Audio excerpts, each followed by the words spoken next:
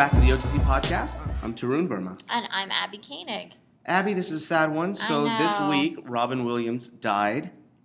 Really great comedian, really great actor, too. Yeah. I know a lot of people keep putting comedian up there, but if they've ever seen his stuff, his serious stuff, he was just a really great actor. I think that his serious stuff is, at times still better than... Not that he wasn't funny. He was a hilarious guy. No, he was a hilarious dude. Yeah, the movies that stick with me are definitely his more serious ones. Yeah, definitely. So go through you had the article that actually had all the details leading up to, or all the little details that came out in the media. Go ahead and just kind of summarize it for us. Yeah, well... First, it came out that he died of asphyxiation. Mm-hmm. He apparently struggled with alcohol and depression for really most of his career, right? Which was not hidden. He talked about that quite a bit. He had been in and out of rehab. Most recently, back in rehab, which they were saying just to sort of retune himself. That he wasn't drinking again, but just he needed like a refresh. Right. But then I guess I don't know. It didn't really help him, and he hung himself, which is awful. And it just came out today or yesterday that maybe he had some Parkinson's. Yeah, so they actually released it because they want everyone to have a big picture since the police kind of blurted out the nature in which he killed himself. Yeah. He was recently diagnosed with Parkinson's disease, right? Yeah. So Parkinson's disease is like the ability to be able to lose your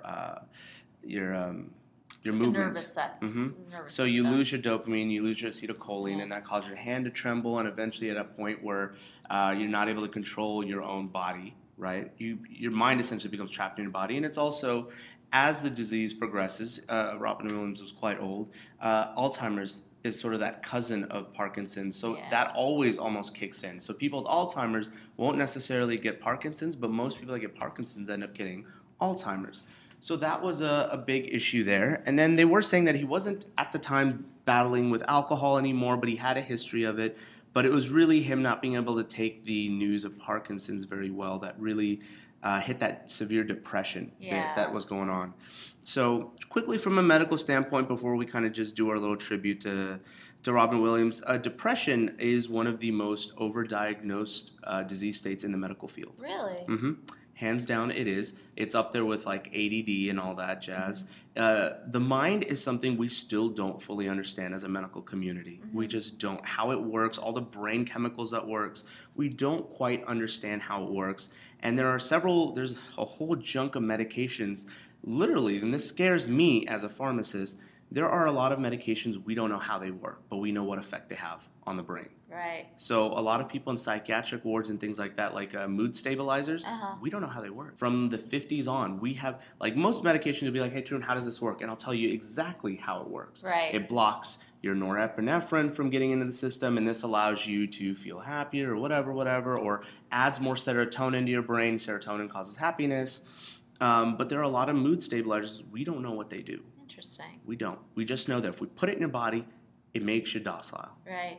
That scares me. Yeah, no, that's super scary. So a lot of people say, I was one of those people that I always believe that I think about 30% of all these depression cases are things that can be dealt with by counseling alone. Yeah. You don't need medication for it. I think the mind is a very underutilized muscle and tool, and if we learn how to use it, we don't need medications. Yeah. Now, in Robin Williams' case, obviously, if you go to the extents where you will harm yourself, medication is definitely necessary. Yeah. So him being on antidepressants probably was a good idea. He was probably on the stuff. But at the same time, everyone speculates on TV, and I've been seeing all this stuff on CNN. You don't know the inner demons people are dealing with, and I wish they kind of gave more privacy to him and the family. Yeah. And I wish they didn't release how he did it. Like, he superficially cut his wrist, and then he hung himself, and that was just stuff that I could have done without knowing. I think that was disrespectful to the family. Definitely. And all this stuff, like, that people are saying to his daughter, it's just like...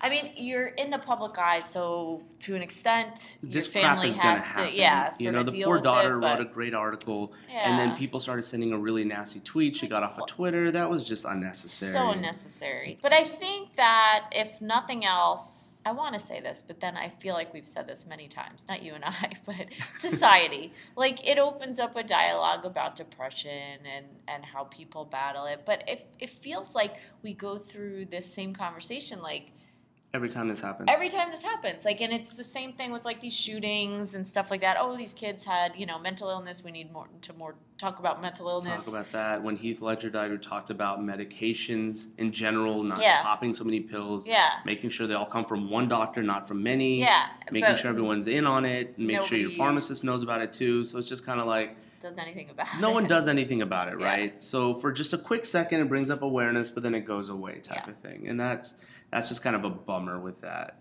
But, instead of doing all that, I say let's rip off a list of your 3 favorite Robin Williams movies. Okay, instead of being depressing. Yeah, I think we should celebrate the guy's life because he was such a funny dude. He was wonderful. He had great movies. I mean, they say he's up there with, like, Bill Murray and Steve Martin, and he is because this guy was hilarious. Yeah. Now, did you ever watch Mork and Mindy?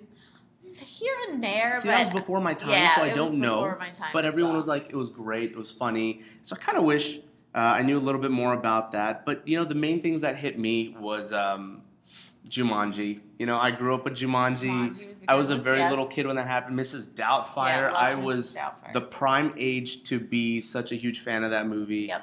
I think that came out in 93 or 95 or something? Yeah, something like that. So I was about 10 years old. I was right around 10, 12, here and there. So for me, I had a ball with that movie. Yeah, that was a fun movie. I grew up with Dead Poets Society. That was if you were a girl when that movie came out in like I think it's early 90s or late 80s, like if you fell in love with you were in love with every one of the guys in the movie.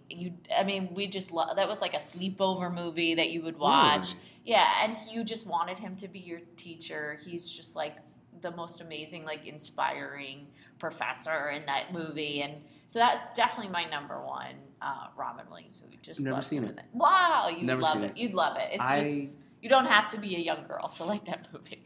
Right. I'm trying to think. I was going through the list like earlier this week and being like, oh yeah, that movie. I forgot about Hook. Like I forgot that movie existed. I did too. But it was Peter Pan. Yeah, it was a fun movie. It was sort of like I can't remember it. I need to go back and watch it. Yeah, I don't remember it very well. It was like as much as it was for children, it was also like about this this adult man who didn't want to grow up. So it kind of had like a nice, serious side to it. If you've never seen The Fisher King, that is a freaking amazing. He's like scary amazing in it, like really? Frighteningly never good. Saw it. He plays like a pretty crazy guy in it. He's a homeless guy, and he goes on this heist. It's just like a really fantastic movie, like fantastical, but very good. And I'm trying to remember the name of it. Insomnia. That was great. Christopher Nolan's movie. Freaking love that movie. He was great in that. I loved his negative turn. So he did a Final Cut. Yeah. Played this like serial stalker dude. Loved that. Loved Insomnia. Yep. That's when you knew he was just a great actor all around. When he could play the serial killer and be good at it. Yeah, totally. I dug that. Patch Adams obviously was great. Solid movie. Good Will Hunting, again, solid movies. These were just great movies. There was few things that he did that like I was like, that was bad. That was like a bad.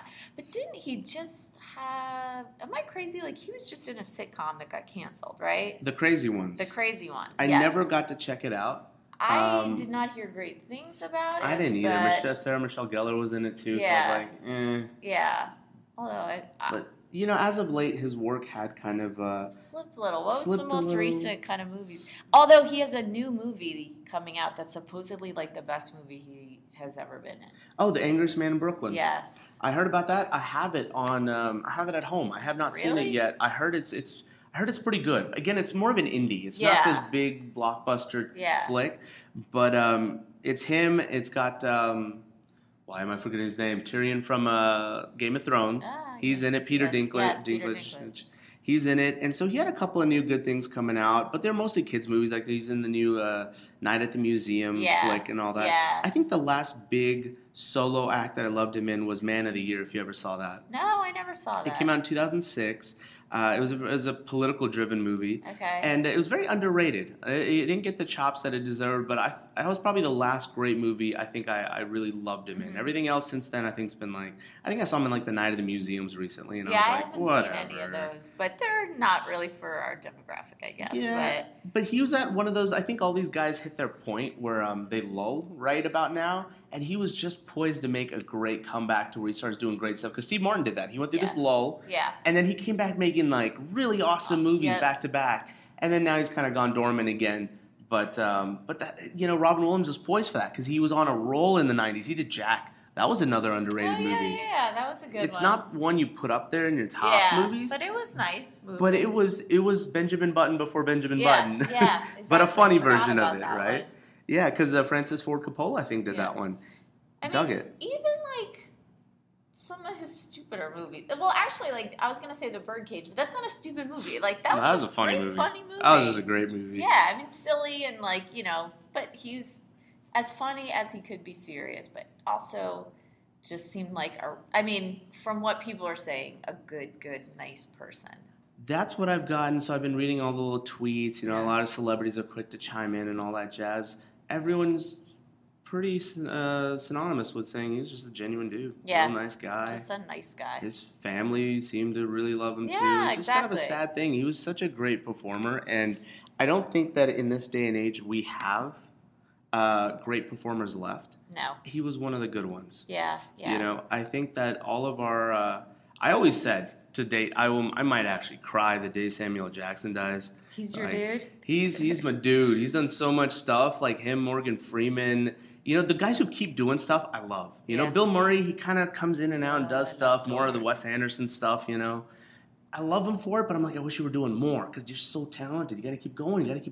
Yeah. And so whenever you see this great generation of comedians go, I don't think there's many left of the new generation to take their place. No, I agree. That are like all encompassing. Like, you know, like you got your Seth Rogans and stuff. Like, he's a funny guy. He's a funny guy for the new generation, right? So he might make a serious movie one day, but he's 10 years or so. Jonah Hill did it, right? Jonah Hill started doing serious turn. He's actually not so bad either. He's good in his serious stuff, but he never comes to par with like the greatness of Robin Williams, right? No. And I always thought Jim Carrey was in the same league as him too, because Jim Carrey. But again, he was another guy that I think is poised to come back and do it great in the second act of his career. I hope so, because he's been falling short lately. He's been falling really short, but he's followed the same kind of career path trajectory as Robin Williams. You know, he did his Liar Liar, The Masks, and the Ace Venturas, and again, when he goes, my childhood was filled with so many Jim Carrey movies, it's not even funny. Yeah. And so when he goes, that's going to be a really sad thing, but at the same time, Jim Carrey did a lot of serious stuff.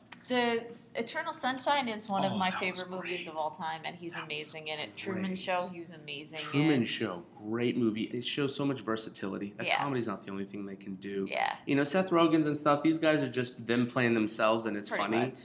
But so it's yet to be seen whether they create this great comedy legacy. But these guys, Robin Williams was really one of the best. Yeah, he really was. It was a shame. Very shocking too, because I just didn't see it coming. I didn't either. And you know, a few people died this week. Lauren Bacall. That was sad, but I mean, she was old. She was really old, and there was another person who died this week too. I'm forgetting. It was a lesser-known celebrity too. I don't know. It was also female. I forgot her name, but she died. So it was just a really heavy week for Hollywood. It's weird because you don't know these people at all, but then like it just hits you because you feel like you know them. Yeah, because you grew up with them, right? You grew up and you saw the flubber because despite your best, judgment call, you still saw flubber in theaters. You're like, I did see flubber in theaters. I don't remember any of it, but I don't either. I just remember purpose. Stupid Gak-looking thing and Robin Williams, and I was like, I'm glad whatever, you called out man. Gak even more so. That's awesome. It was a 90s movie, right? So I had to use Gak. You had to use Gak. Well, that was it. So that's our little tribute for Robin Williams. Best of luck to his family, and rest in peace to the great guy. Yeah, definitely. And we'll end this podcast. We'll see you guys next time on OTC. Bye.